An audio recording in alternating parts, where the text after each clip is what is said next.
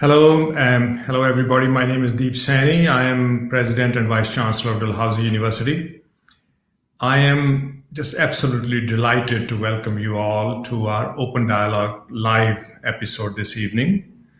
Open Dialogue Live was initiated in March as our alumni team sought to find new ways and innovative ways to stay connected virtually with the Dalhousie community as we respond to the impacts of COVID-19 and the isolation it has caused.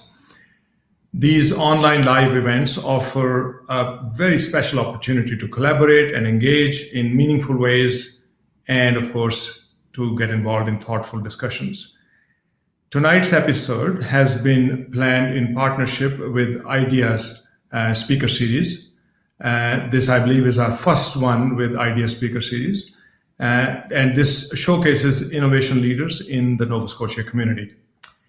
I am totally proud to have two of our Dal alumni, Mo El Garmozi, and who is a graduate from our engineering class of 2017, a young fellow, and George Armoyan, an engineering graduate from the class of 1983, also still a young fellow, here to share their journeys with us. Throughout the event, I encourage you to post your questions, which will be answered a little later in a Q&A session with our panelists. So now, let me introduce Mo El Garmozi. And Mo is, as I said, a Dal graduate from 2017. But more importantly, he's a co-founder and CEO of Graphite Innovation and Technologies, or commonly known as GIT. GIT is Canada's leading materials engineering firm focused on delivering disruptive uses of graphene. GIT was launched as a startup in Dalhousie Amira Idea Hub, and in the company incubator of that hub when Mo was still an engineering student at Dalhousie. GIT also completed a cohort of Creative Destruction Lab's Atlantic program. And last month, it announced a $2.4 million contract with Transport Canada and Lloyd's Register. Mo, we are looking forward to hearing from you this evening. So without further ado, let me invite you to come and take the stage. Mo. Thank you very much for the introduction, Dr. Deep. Really appreciate for the opportunity to put me up on here. Yes, my name is Mo El Garmozi, co-founder and CEO of Graphite Innovation Technologies. Graphite Innovation Technologies is focused, it's a nanomaterials firm focused in delivering solutions in the ocean sector, eco-friendly solutions, so I have to add that. I moved to Canada almost 21 years ago, me and my family, my mom, my three sisters, and a brother. My dad was a really busy man. He's an entrepreneur. He had to go back. He built 3 companies and employed over 125 employees. I was one of those employees. I worked with him for 3.5 years, but I felt like there was a little bit more in me. So I came back, completed my studies in materials engineering, and met Marcel Geyer, my co-founder, dear friend, and we started Graphite Innovation Technologies. Since then, we've grown about 300% to 400% in both team, positioning, strategy, and also culture. And recently, just like Dr. Deep said, we scored a big win, a contract with Transport Canada to investigate underwater noise radiation and also greenhouse gas emissions. 2 things that are really important for the environment, and this is what GIT is all about. We want to protect the environment. So since then, we wouldn't be able to would have done that without the Atlantic Canadian ecosystem. Most specifically, Dalhousie University and its elements and programs such as Idea Hub and Creative Destruction Labs. So much support from incubation to advisory to connections and so many other things. Yeah, and through the Idea Hub and the Creative Destruction Labs, I met the brains of innovation, Mr. Jeff Larson, who through the Creative Destruction Labs, I've met George Armoyan, an investor in Graphite Innovation Technologies, cool character, and you'll know exactly why I just said that. Let me introduce George to you. I wouldn't lie, his bio was too long.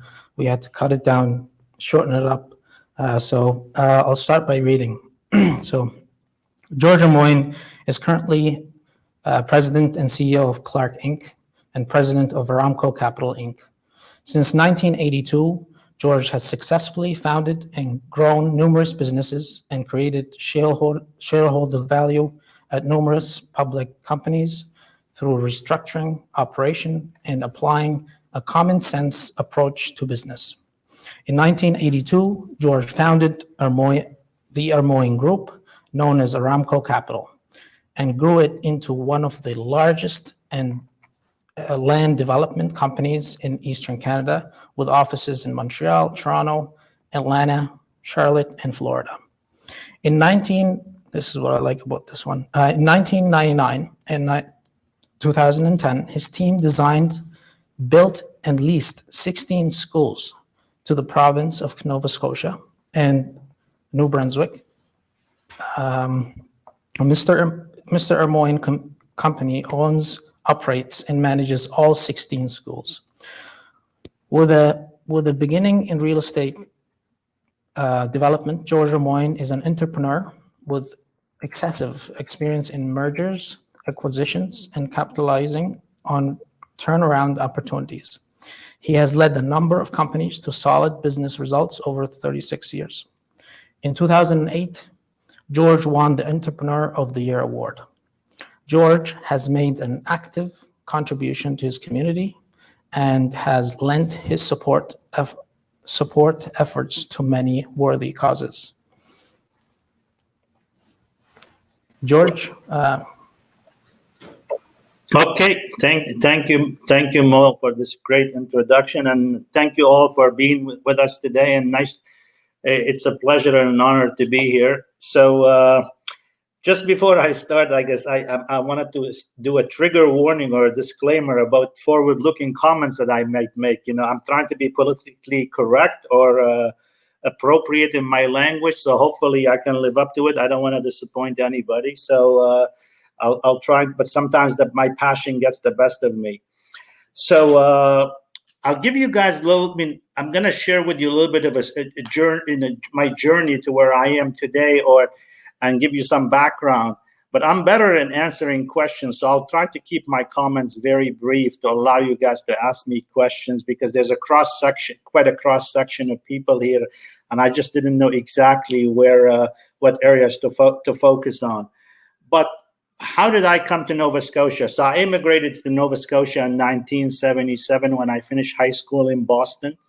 I was born in Syria. I immigrated to the U.S. and attended high school, and then for economic reasons, where it was expensive universities, I decided to come to the Halifax in 1977 in the fall of 1977. To be honest, I never heard of Nova Scotia before, and I only knew Toronto, Montreal, but I'm glad I did, and I made it home. I made it home since then, or it's my base of operation, and my whole back office and one of my main offices is in Halifax. I attended Dalhousie University, where I graduated in engineering, and people might say, why did I study engineering? Well, to be honest, it was a process of elimination. It wasn't that I was passionate about. I liked math and I liked business, but I didn't want to study business. So I took engineering because the classes started at 9:30 instead of 8:30, and I was living in Lower Sackville, where I still consider Lower Sackville to be my hometown. And that's where I started, at the 70 Cobequid Road, apartment 26 in Lower Sackville, Nova Scotia, to where I am today.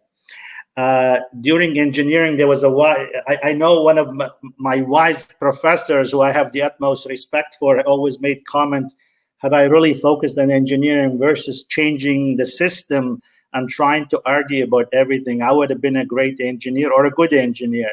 I really didn't want to be a good engineer or great engineer or good. I just used engineering as a stepping stone to achieve what I really wanted to do. I knew what I wanted to get. I just didn't know how. I had the desire. I had the fire in my belly. I had a lot of things. I just wanted to get on with it and move on to the next thing. I knew I wanted to be successful. I just didn't know how, but I knew I wanted to work hard and achieve what I wanted to achieve. And one of the things, I believe in a lot of quotes and everything. So there was actually a quote that I wanted to share with you. Why? I guess I didn't study as well. And I can tell you, I wasn't chosen here today to give you guys a talk or share with you because I was the smartest guy in that class or I was the most articulate guy in that class. But one thing I was the most persistent son of a bitch you guys, the class ever seen. I was always very tenacious and if I wanted something. So let me just share with you a saying that I really believe in. It says, the reasonable man adapts himself to the world. The unreasonable one persists on trying to adapt the world to himself. Therefore, all progress depends on the unreasonable man. And that's been a mantra of mine that I've been using all the time. A lot of people that know me know that I'm always trying to argue about making the system better or trying to modify things. And it is really, it's been a foundation. It's been a foundation of my business and my, where it got me to where I got in here. So let me just share with you some of my journey or my career. What I started.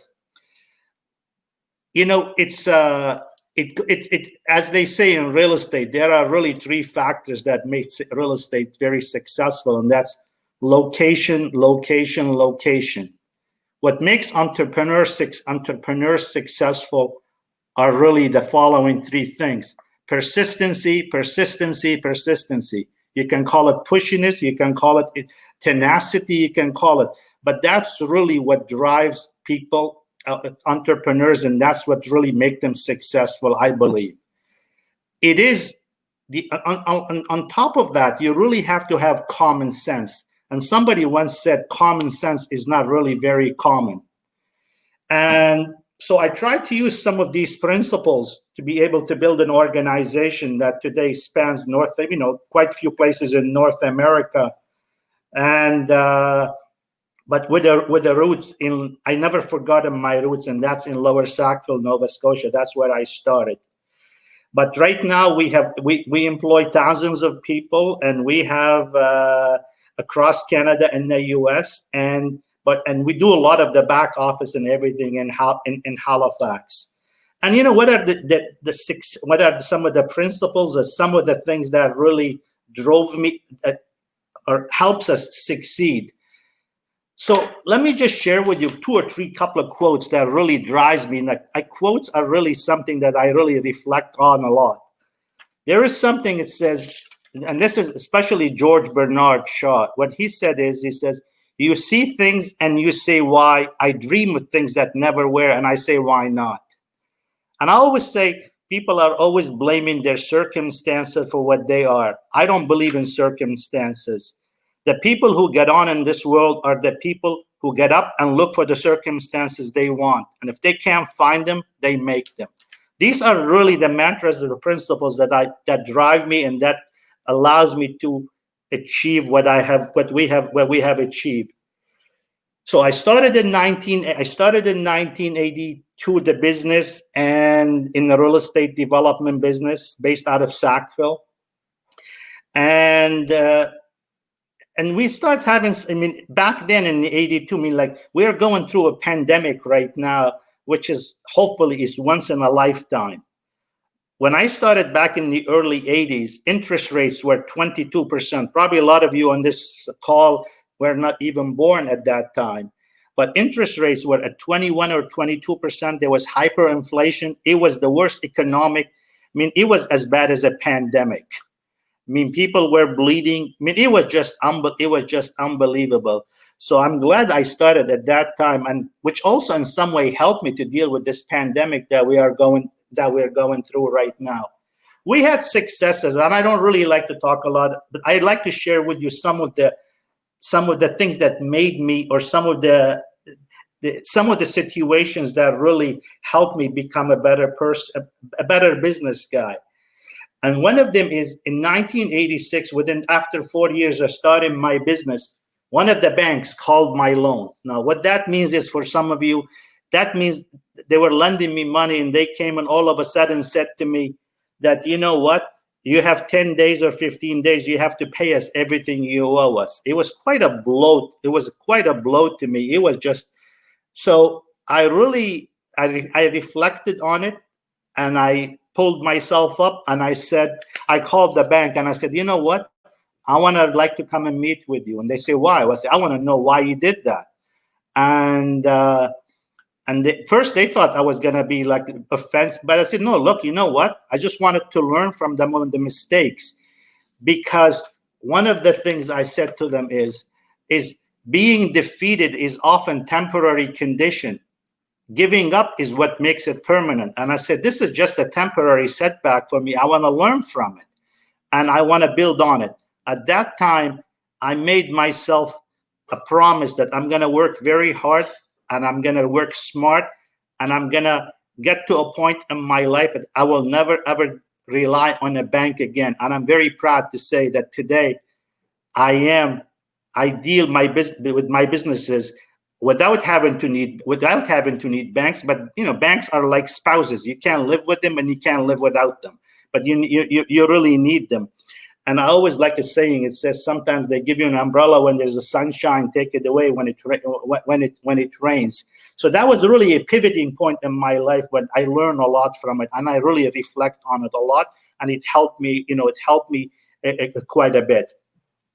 Then fast forward, moved to 2006, and when I moved to Toronto. Well, I moved to Toronto in 2003. It was like being in sports. They say when you become good in the minor leagues, you go to the major league. So I moved to Toronto, and I started doing certain things, and it was turned out to be some good things. And 2006 and 2007, I was somewhat the darling of Bay Street in some ways. We did a lot of positive things. It got to a point I stopped believing in my own bullshit, which was really dangerous and scary. And it all came to in 2008. That's really when the reality hit, and that's when I learned that I was mixing up my own abilities with market conditions.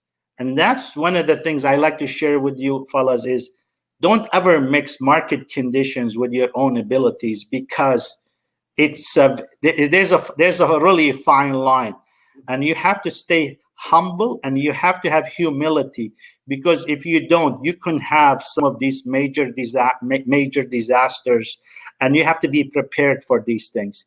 So that's another thing that I had my best year ever in 2007 and my worst year in business ever in 2008. It was like a wild ride.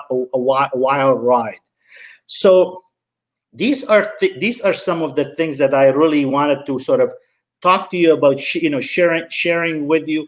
And then we had another big pivoting point in 2011 or 2012, where I decided to go and invest in the U.S. because the U.S. was coming out of one of the worst economic conditions in their history.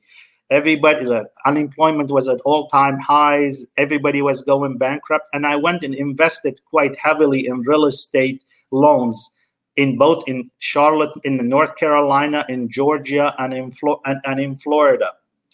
And it's people back then asked me, like, "Are you crazy? What are you doing here?" Everybody's and I had a gut feel. I had an intuition, and I really. I bet on that, and I'm very happy. I'm very happy to say it was one of the best decisions of my life that I really made, and I don't want to overanalyze it, and I use my guts and ignorance, but I also use data to be able. I believe a lot in demographics and population trends. So that really helped me in making these decisions. And so these are some of the things that I have done. And then now, I mean, my biggest bet in my, similar to what I did in 2011 and 12, is really I'm betting on oil and gas. And I know some of the young millennials and everything want to talk a lot about green energy and everything, which is I believe in that, and I believe the global warming is not a hoax, it's a reality. But the problem is Canada and the US are one of the best, cleanest energies the world has. It's all what you have to do is go and visit some of these Asian countries in China and India, and to really see what dirty energy, or some of the lack of environmental control. So I always said, actually, I said the Canadian government should give every Canadian $800 or $1,000 to force them to go and leave the country and visit one of these places, because for only then they realize how lucky they are to live in a country like this, and will have more appreciation for it. Now, so as somebody actually recently asked me, so do you think these bets that you're doing here on oil and gas is going to pay off? I said, look, I don't really know. In 3 or 4 years, I can tell you I'm either going to be called a visionary or a jackass. I just haven't figured out which one it is yet. But hopefully in 3 or 4 years, I can really tell you.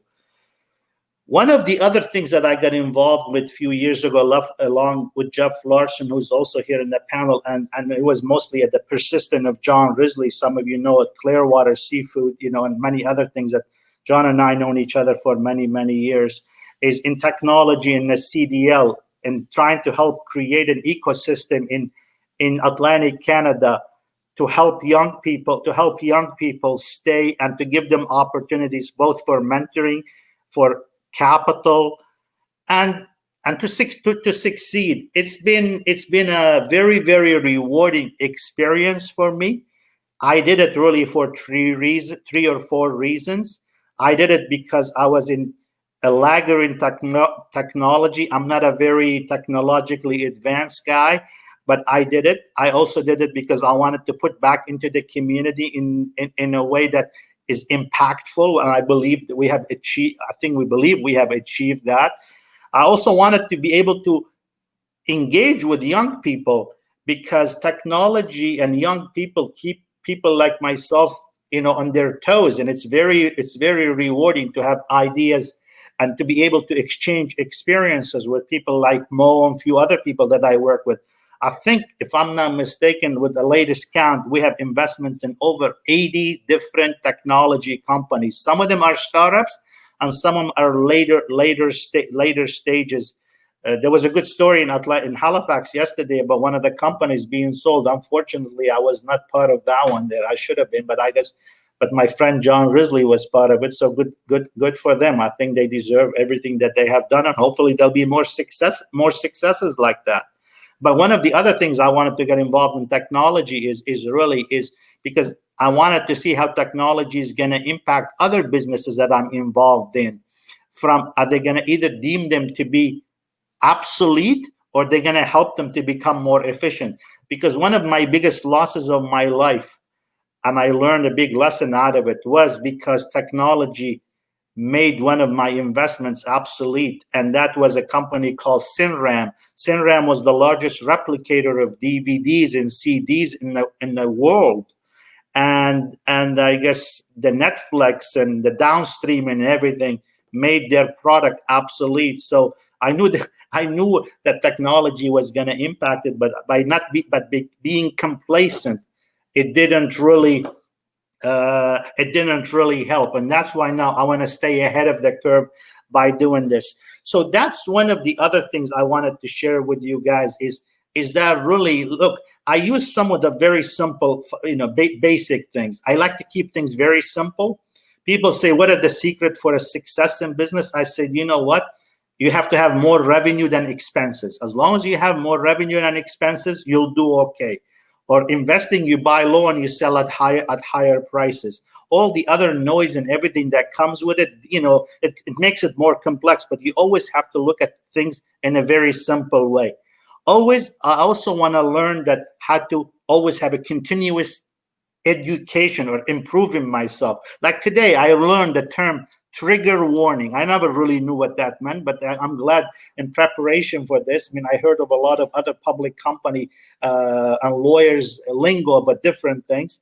But then so I can tell you is some of us guys, like people like myself and we always believe in continuous education. And this year, back in February, this was my 20th year of going and doing an executive program in Boston in a business school, because I wanted to improve myself. I want to always learn something every day. And I feel any day that passes without me learning something, then it's a waste. It's a waste. So let me just leave you with the following quote, which is really telling. It says, if you are trying to achieve, there will be roadblocks. I have had them. Everybody has had them. But obstacles don't have to stop you. If you run into a wall, don't turn around and give up. Figure out how to climb it, go through it, or work around it. And that was a quote by Michael Jordan, I guess. So that's how I operate. That's how I do things. And perseverance will ultimately pays off. So I encourage you to always give up. I'm sorry, not to give up, and to always persevere. And if I can do it, any one of you should be able to do somewhat or had the success that I had. And I've been very blessed. I surprised a lot of people, including some of my former professors, but I have very big support from my wife, my family, and my mother, and even my mother-in-law thinks I'm a hell of a guy. So thank you for listening. I'll be more than happy to share more or address any of the questions you have, and hopefully some of these comments have been helpful to you.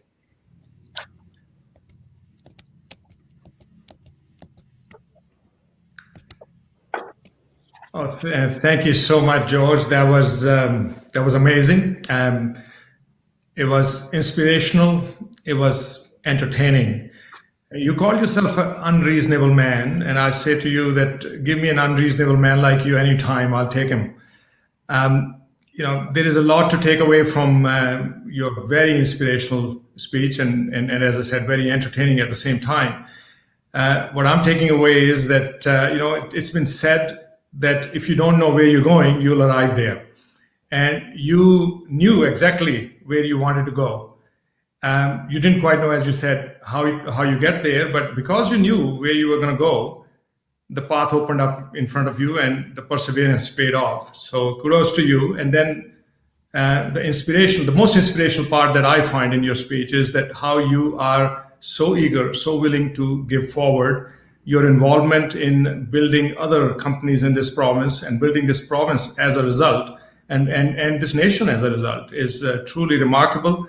Thank you so much for everything that you're doing in our community, and I'm so proud that even though you got into engineering at Dalhousie by a process of elimination, I'm glad you came to Dalhousie, because we can hold our heads high with pride that you are one of our alumni.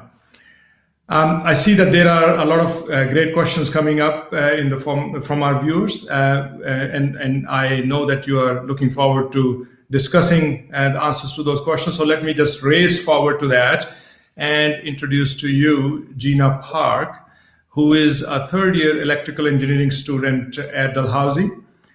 Gina is passionate about the nexus of nanotechnology, biomedical engineering, and clean energy.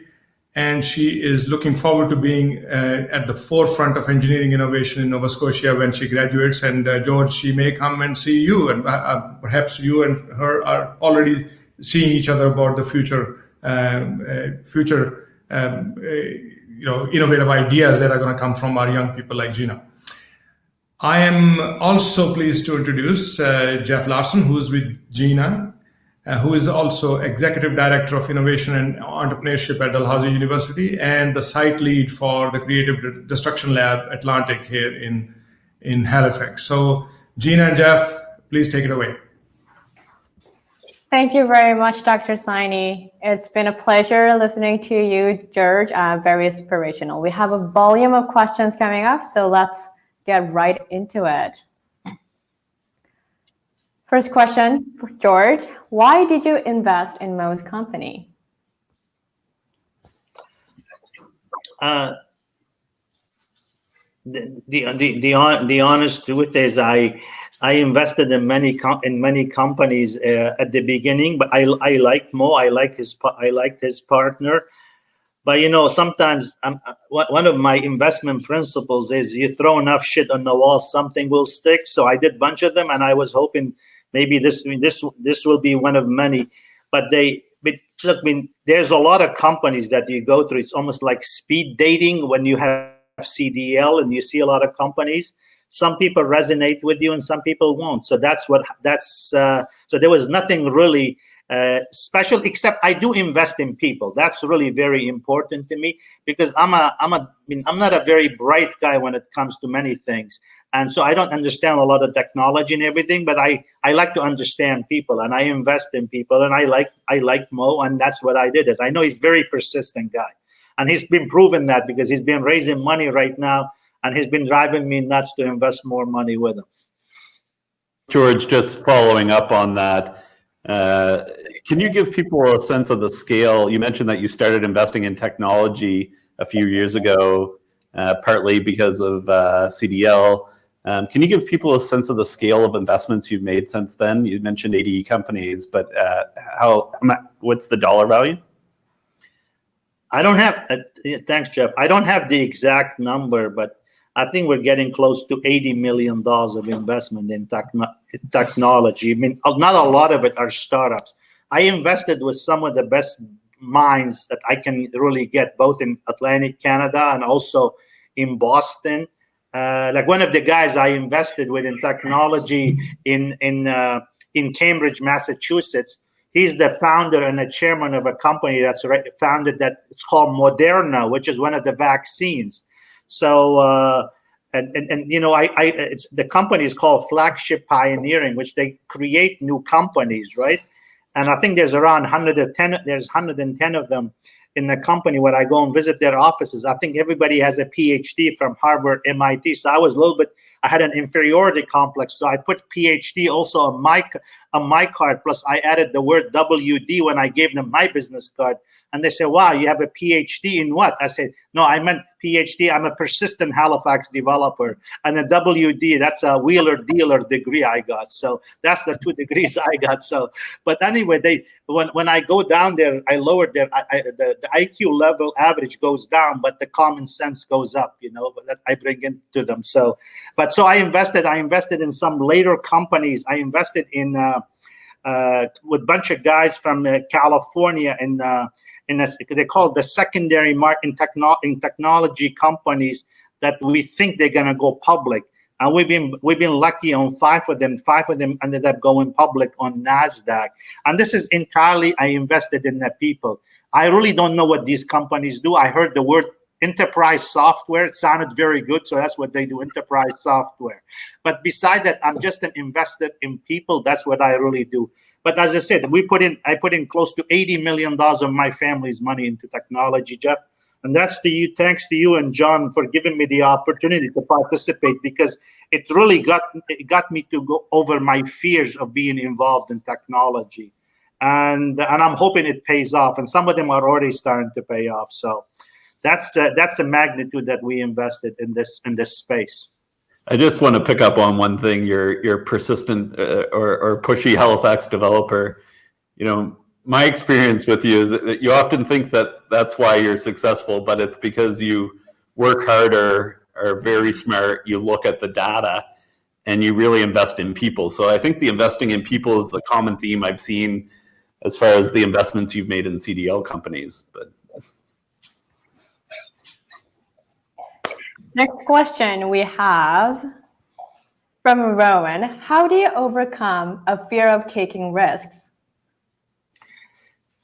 I always used to have a saying says, guts and ignorance are a great combination. And but you don't want to just, I mean, don't take the word what I'm saying, ignorance, literally. It just, the more you analyze something, the more you're scared of doing something. If I was really to go and reflect on my last 38 years in business, if I knew as much back then when I started as I knew now, I probably wouldn't touch 70% of the deals that I've done. But you know what? It's you have to have this sort of sixth sense, like, so let me just give you an example. Some of my team members present me a lot of proposals, and so what I try to do is I try to listen to all the presentations and everything. Then I said I need 24 hours to be able to reflect whether it's a yes or a no. Sometimes I say yes, sometimes I say no. But then when I finally shared the reason I take 24 hours, I go home, and if I sleep that night, I really do the deal. If I don't sleep that night, then I'm not doing the deal. And so there is, sometimes you need that sixth sense there. And look, the other thing is there's a cultural thing here is, look at Halifax. I mean, some of us immigrants who came, we had we made a big change, or we came to a place leaving our wherever we were born and everything. So that was a big risk that we took. And the culture of some of these countries that we came from is a little bit more conducive to taking risk that it is in North America or in the developed world. I mean, look at all the buildings that are being built in Halifax. Most of them are either built by Lebanese or Greek. You don't see too much, and that's, some of it is because there is some cultural bias toward taking risk. And so it's not because most of these guys who are doing this, they're smarter. They're not actually, neither am I. I'm as dumb as they could be. But we use common sense, and there is some advantages by coming from countries that really encourage a lot more risk taking, or you had no choice, to be honest with you. You have to really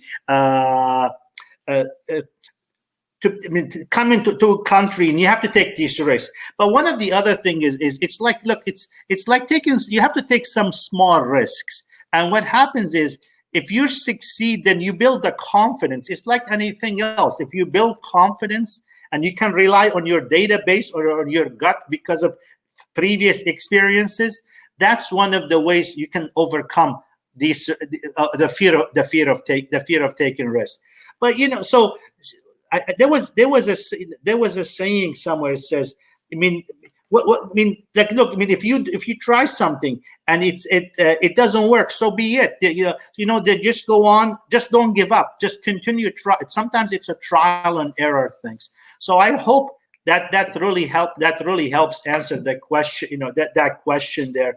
And that's one of the things, I guess, that's been my mantra of trying to always try things and not having too much fear. But one thing I'm sorry, before I forget, one thing I say, there's nothing wrong with making mistakes. Don't make catastrophic ones, and don't do the same mistake twice.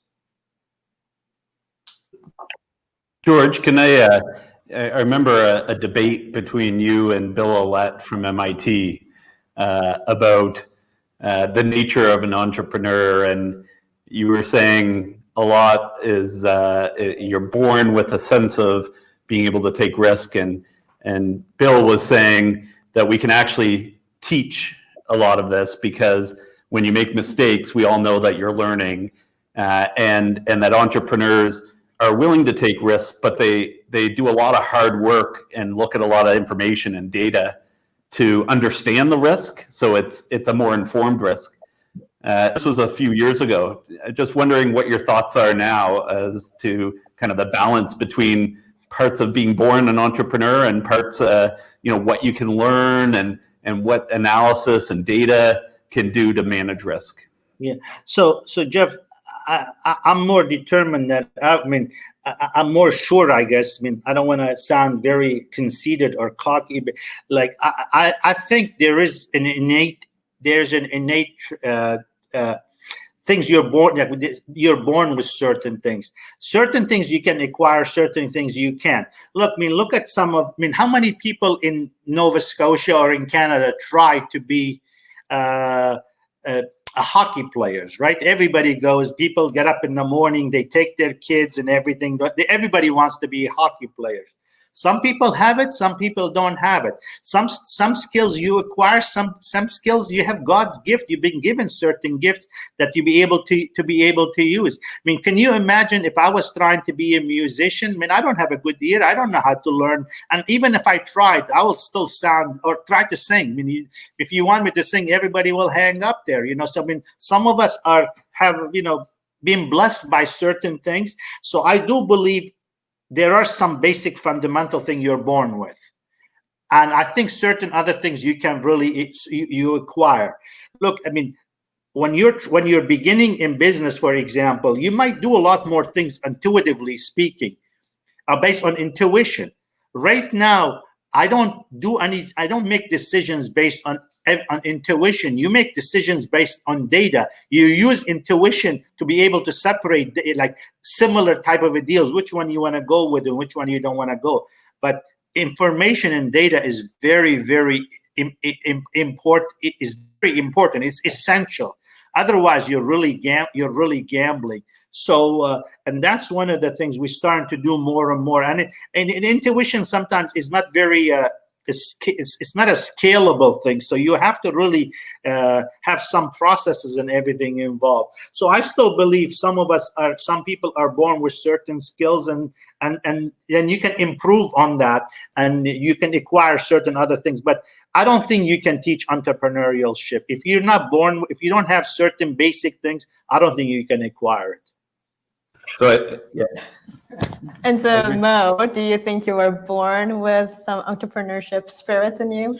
Well, I like what George said, but let me just put a little bit of a twist to the whole thing. I think everybody's born with a destiny. Like you're born for a purpose. You're here to do something. So let's not forget that if you want to do something, the universe actually works with us to actually make it happen. So let's, I don't know, if I want to, the way I manage risk is I imagine the end result of something I want to do. So I imagine it. I create it in my brain. So that way I'm already 50% there. So all I need, I've already created enough data for me to kind of get to where I want and create the path that I really want to get to. But unfortunately, sometimes,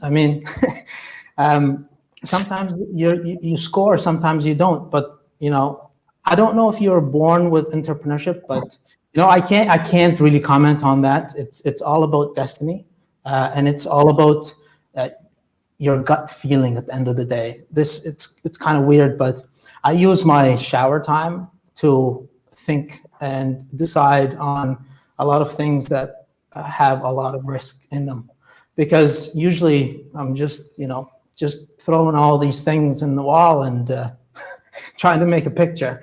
So yeah, I hope you understood what I meant, but that's my answer. Just one other thing I want to add. Look, there is luck involved. There is luck involved in success. And anybody says that there is no luck, you have to be prepared when the opportunities present themselves to you. And just sometimes, the saying goes, the harder you work, the luckier you get. But you have to be at the right place at the right time and capitalize on that. Because if you don't, you might miss the opportunities there. It's very, very crucial.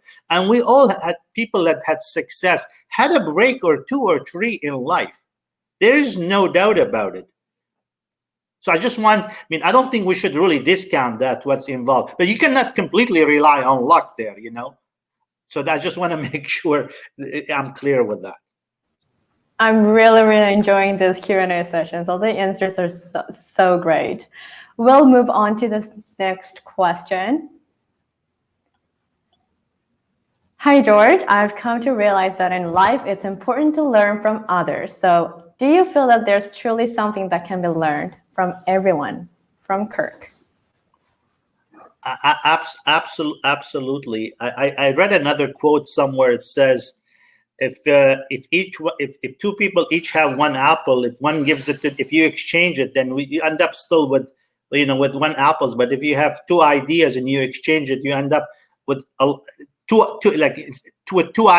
ideas. So I believe you can learn from everybody. When I go to a new city I'm trying to invest in, I spend a lot of time talking to taxi drivers, to waiters in restaurant, and to some business people. You want to get the pulse of what's going on. So absolutely, you can learn. And I think that's the desire to learn, the curiosity is very, very crucial to be able to learn, to learn from others and ask. When I started in business, I remember going and trying to talk to anybody that's willing to talk to me.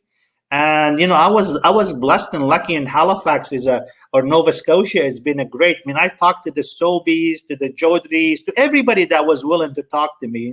Trying to buy them coffee or whatever it is, just to be able to take 10, 15, 20 minutes of their time. So I think you can learn a lot, and I think idea exchange with peers and everything is really, really paramount to being able to be successful and to learn. Thank you very much. Could we have our next question? Keep rolling in. What do you enjoy most about investing in new technology companies? What I enjoy, that it's amazing how much I don't know about things. It's just incredible. What I enjoy is engaging with young people, ideas.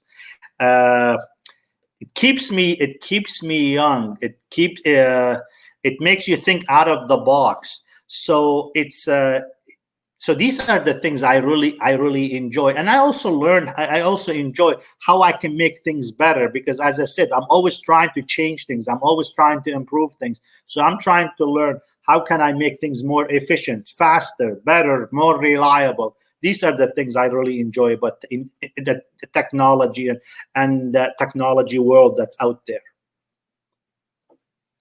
I remember you were mentioning the 2006, 2007. There's a full page article about you, I think, in the Globe and Mail Report on Business, where they compared you to Warren Buffett. You were the Oracle of Halifax. And that a lot of your investing was value investing. So recognizing when something is undervalued and then investing and helping it reach its full potential or full value.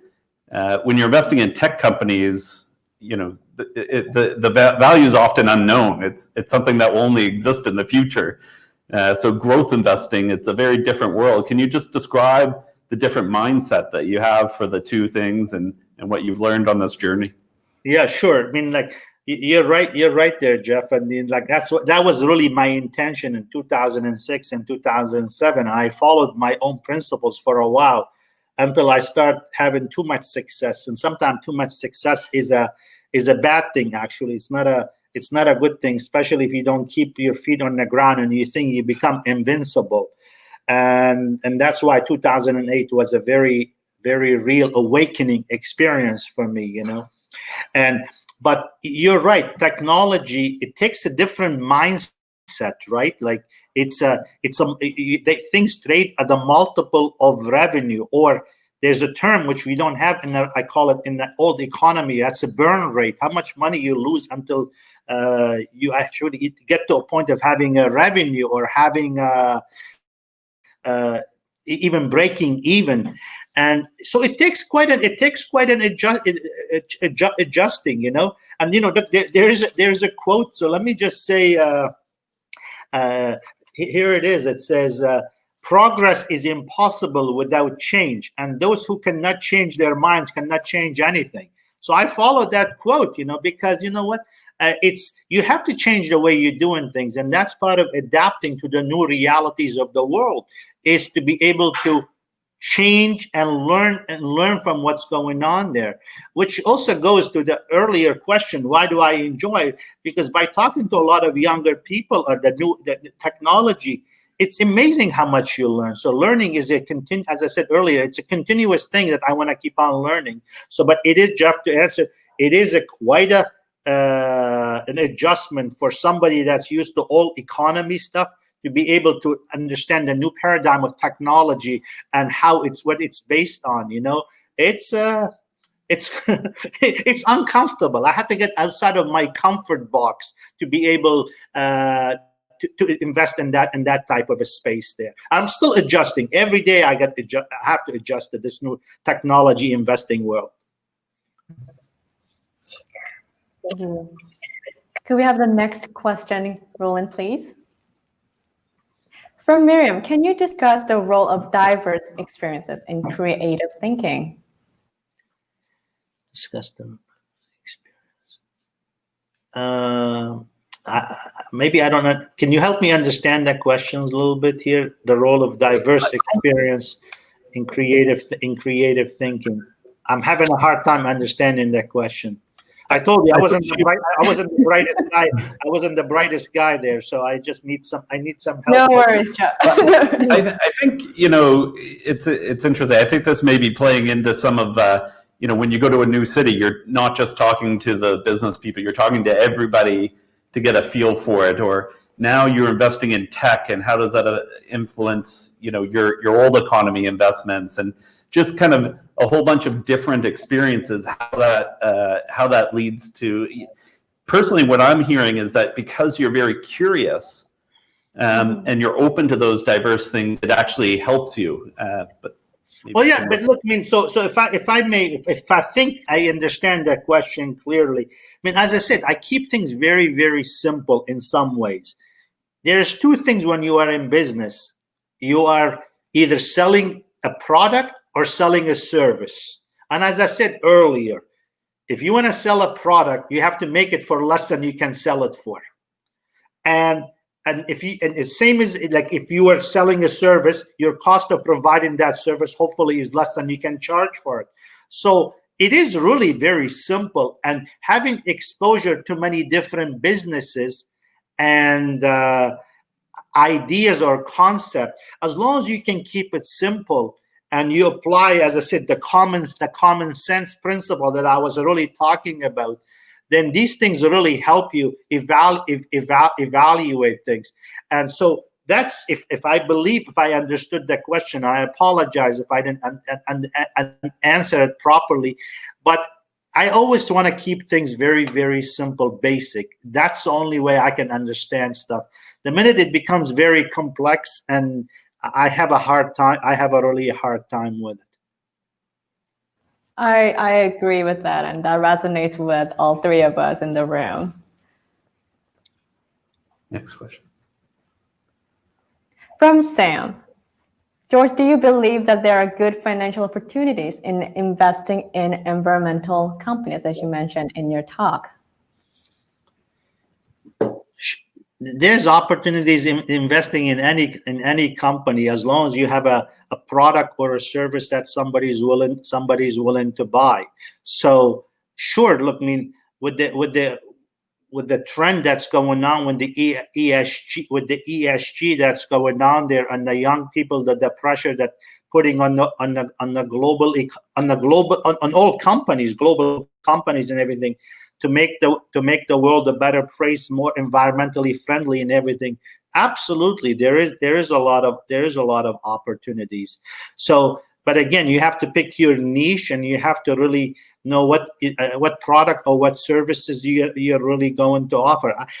There's an opportunity in everything. Look, you can look at the glass, and if it's half full, it's an attitude thing. You have to look at it half full, not half empty. So there's always opportunities, and there's here. Let me just share with you another quote that I thought it was really interesting. There it says, where is it? I have to. Opportunity is missed by most people because it is dressed up in overalls and looks like work. That's what Tom Edison says. So there's opportunities in everything, I believe, whether it's environmental. And so I think if you have ideas, I think you should pursue them. I think it makes a lot of sense. So this is a question for Mo. You are an entrepreneur, and you said that your company is clean tech. So why did you choose that road? That your company could be more environmental conscious and going for the clean technologies? This is a hard question. It is. But let's just so let's look at it from an environmental standpoint. So if COVID hit, lots of things happened. People didn't go on the roads. People were home. What happened? You started seeing animals coming up in the ocean. The great big whales didn't have to scream to actually find each other anymore. Coatings that are used right now use toxic materials to kill the organisms that are around them, which really create dead zones in the ocean. I've seen those dead zones. You know what that means? It means that someone blew up a nuclear bomb somewhere, and nobody can go there because it's no longer no longer a place to be at. So you can't even live there. So environmental drive is something that we're passionate about. It's something that this is what we created. We created a coating that's completely environmentally friendly. That wasn't me. It's my wife. It must be 6:30 or 7:30. So yeah. So I don't know if I answered your question, but I hope that was a good answer for you, George. I don't know. So final question, George. I think what's come through here is the passion and spirit and perseverance that was a key part of your success, but also the data and analytical approach and the hard work that was critical to your success, and the curiosity is a key theme that I think transpires. And a lot of the people who are like yourself, who are investing in the tech world now, are highly curious and enjoy the learning. But another theme too that you mentioned is mentorship. You mentioned John Risley, connecting with other entrepreneurs in the region, family businesses.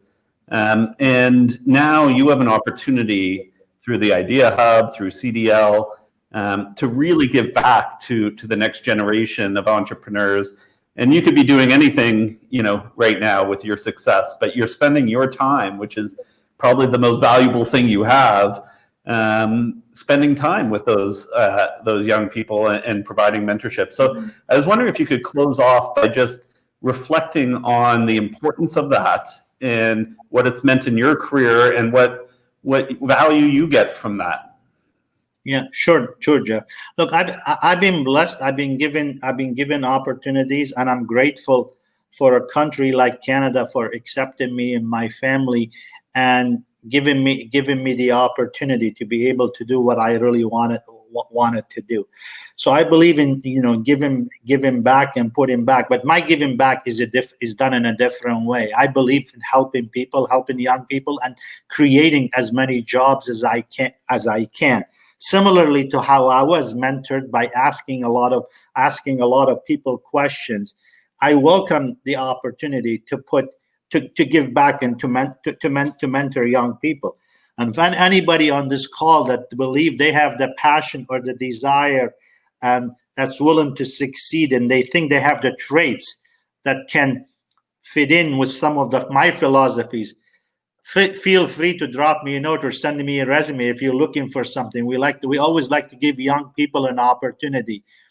I mean, my company has probably my executive team, or most of the people are in their early 30s, and some of them been with me since university, and some came afterwards.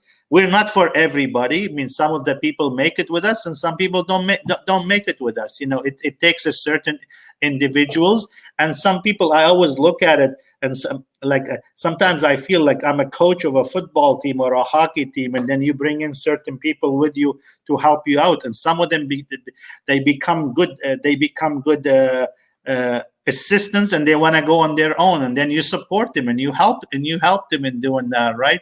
So I like to work with young people. I like to give back, and I like to mentor. I like to mentor people with people that have the potential. I'm a very impatient guy when it comes to. So I don't want to waste my time, but at the same time, when I see people with some talent, I want to really help them and give them the break that they really want.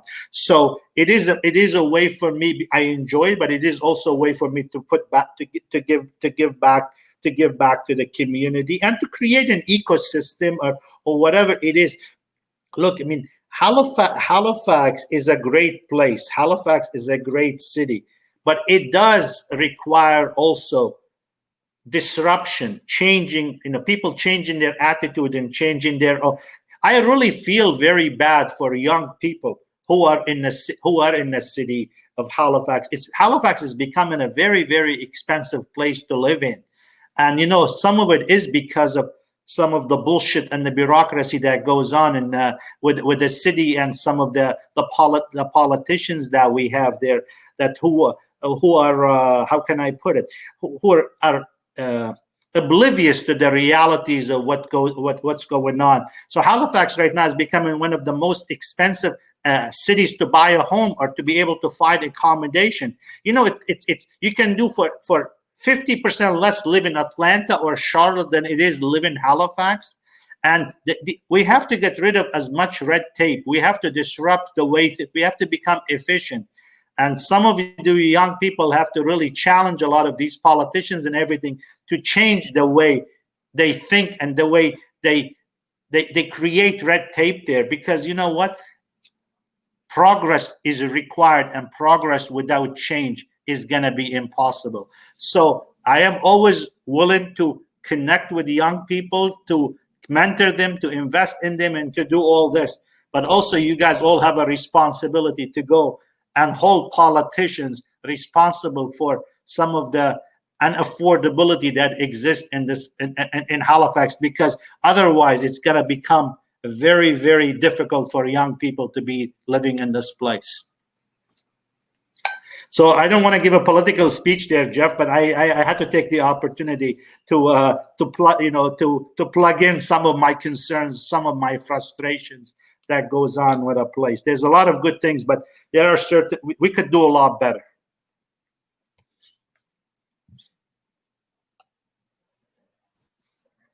Thank you very much. Thanks, Over to Dr. Saini. You're on mute, Dr. Saini. You're on mute. Well, what you can't hear can't hurt you. So, what a pleasure. Thank you, Gina and Jeff, for managing this Q&A session so well. And thank you, Mo, and particularly George, for a fascinating conversation that happened here between you and so many other people who we couldn't see, but we could see their questions.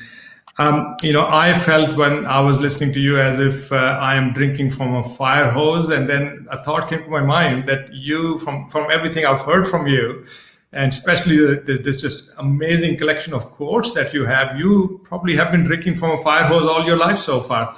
So fascinating life and fascinating ideas that came out of all of that. One of the takeaways that I have from this conversation is that the 16 schools that you built in Nova Scotia and New Brunswick, that is a good metaphor for what you're doing now, and that is mentoring. And I can't imagine if you could, at this stage in your life, after you accomplished so much, if you could do anything more impactful than mentoring other people to be as impactful as you have been yourself. So thank you very much for all of that. And let me also take a moment to thank all of you who have joined us this evening, all our viewers and those who sent questions. I hope you found the conversation just as valuable as I have. And I hope that you will continue to join us for future events like this. If you would like to know more about the upcoming episodes of Open Dialogue, You can find all of that information at dal.ca/open dialogue. That is dal.ca/open dialogue. I'm looking forward to seeing you again. We are all looking forward to seeing you again at one of these events. But for now, please stay safe, take care of yourselves, and good night. Night.